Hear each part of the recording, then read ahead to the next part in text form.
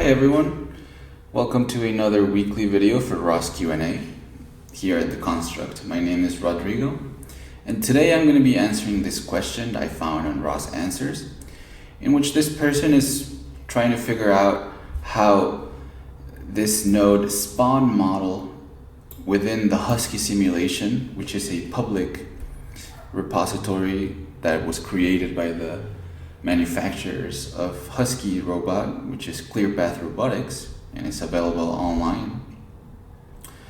He's wondering why this spawn model node is not showing up in his environment. So he explains that he uses this launch file, husky empty world.launch, which basically just launches the robot in an empty world. And he noticed that inside of this launch file, there's another launch file, which is spawnhusky.launch, which has this node tag here that includes a node called spawn model, which is from the package Gazebo ROS. And then he's confused because when he uses ROS node list after launching the simulation, which is successful, by the way, he doesn't have any trouble, he just wants to know what happened to that node. The list of nodes that appear down here do not include this spawn model. So he's saying there's no node named spawn model in this list, even though a Husky bot is getting spawned in the Gazebo world. Why is this happening? So I thought this was a really good example to show how this spawn model, which is not actually a node, it's actually a service call to the Gazebo package, works. So we're gonna go ahead and show you how this works in a real scenario. And to do that, I've made a ROSject in our platform, which is the constructsim.com. And I recommend you guys come here and make an account if you don't have one.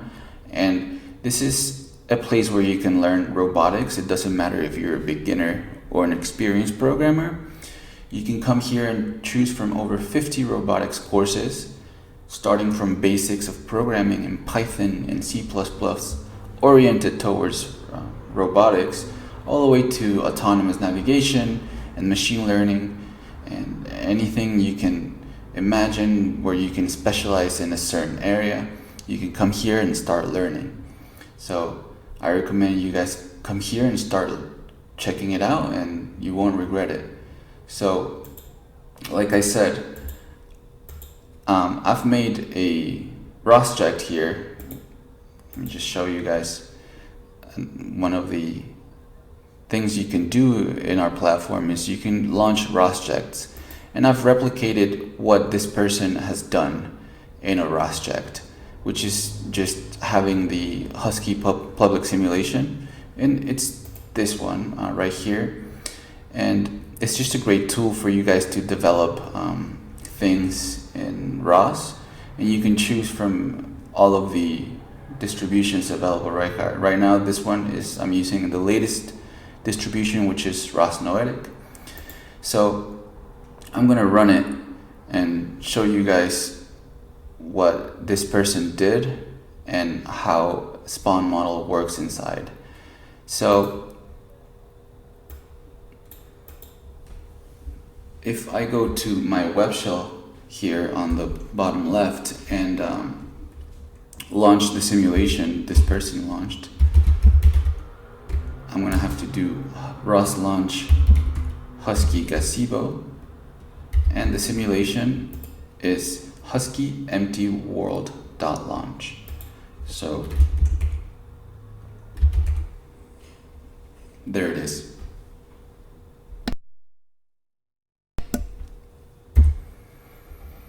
So we launched the simulation, and like he said, we're gonna see that the simulation has been opened correctly, but he doesn't know what happened to that node spawn model. So here we have our simulation running fine, and in order to do that, I'm going to show you where that we're going to look where that launch file is, and just sort of show you the insides of the code and to explain you how it works. And to do that, I'm going to find the Husky Gazebo package inside the launch folder, and there it is. You can see that it's right here. And if you want a friendlier way to look at your code inside our ROSjects, you can go to this button right here, the code editor, which is just a replica of VS Code, and you can find the files you have on your system. So as you can see, we're going to go to where that launch file is. We can find it right here, Husky Gazebo, Husky empty launch, empty world, sorry. So here you can see that this is what we launched, and it is using two nodes. It's doing an empty world launch, which is a standard launch file from the same package where this spawn model node comes from, which is not actually, like I said, it's not actually a node, it's a service call, and that to the Gazebo node, so that's why you're not seeing it appear. So here you can see that it's using this spawn husky.launch. So if we go to that file,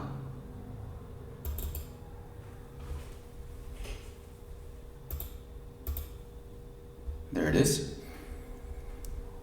You can see that it's running robot state publisher. It's running a point cloud to laser scan conversion, and at the end there is the node in question that he is asking about, this spawn model from Gazebo ROS. So like he said, if you type in ROS node list on your terminal, you won't find that node, even though you have launched it from here. You launched it here. And like I said, that is because it is not a node per se, but it is a service that is available in the Gazebo package. So over here in the Gazebo documentation for ROS Wiki, I'm going to put in the link for this package. You can see that it provides you an explanation of everything that this package offers. And if we go down here to the Gazebo services, you'll find that there's actually a spawn Gazebo model, and it tells you to use this service to spawn a model written in Gazebo XML model description, which is precisely the case here. We have a model that we want to spawn, and this is just a way that Gazebo lets you spawn the model. So there's actually two ways to do this, and I'm gonna share this link with you, which is a tutorial on using ROS launch and how to start Gazebo. So if we go down here to this section, it's telling you that you can use ROS launch to spawn URDF robots, which is what we're doing here in this case. And then it tells you that you can have two ways to launch your URDF robot. You can use a model-based database method, which pretty much you have to include your robot within the world file. So this is not that versatile, and it increases the load on your system. So it's not that modular, because you would have to have everything in that world file. So the other option, which is probably more used, I think it's the most common way of doing it, at least in my experience, is using the ROS service call spawn method, which is a way that you can use and include in your ROS launch files, which is because it can be run as a node. Here you can see it. You can also do it as ROS run gazebo ROS spawn model. And it gives you also some parameters that you have to establish in order for you to pick the correct model. But this method uses this node, which is not actually a node, is a Python script called spawn model that makes a request to the gazebo node. It's the gazebo ROS node, but in this case, it's just called simply gazebo in the ROS topic namespace. So that is why you're not seeing it in your, once you type in your ROS node list, that's why you don't see it, but you do see this gazebo node, which is the place where the spawn model service is calling to in order for gazebo to spawn your model. So if you were to have a continuous ROS node list, let's say you have it open, you would see how it appears once it's making the call to gazebo, but then it disappears because it's done its job and the model's already there. So since it's a service, it's not there anymore. So that is basically the main reason why spawn model is used here. So it's just a great way to do it and to just put models in without having to construct your world from scratch and having to put in every single thing in there. You can keep it modular that way. And like I said, it's actually a service from Gazebo that can be used in launch files like the one I showed you. This one right here. Right here. And you can see here that the args, you can set it to appear wherever you want in the simulation with whatever orientation, and just that is just how it works, and it's a lot quicker and better than, for me at least, than having to include it in your .world. So basically, that is the reason why spawn model here is not appearing under your ROS node list, because it's not technically a node that is going to be there forever. It's a service call to the gazebo node, which will be here continuously as long as you have your simulation running. And that is pretty much it. You can use it for any type of URDF model you have for gazebo. And it's just modular and way better. So you can include it if you want your simulation world to have the robot. You can remove it if you don't want it. So it's just a great modular way to keep it that way. And that is why this person is not seeing it. I hope this explanation has been good and you can understand why this node is just a little bit strange in that manner. But yeah, this pretty much shows how to use the spawn model service from Gazebo.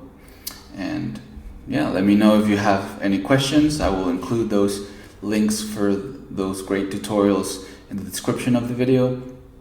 And I will see you guys next week for the next weekly video, and I hope you guys liked it. All right, bye-bye. See you guys next week.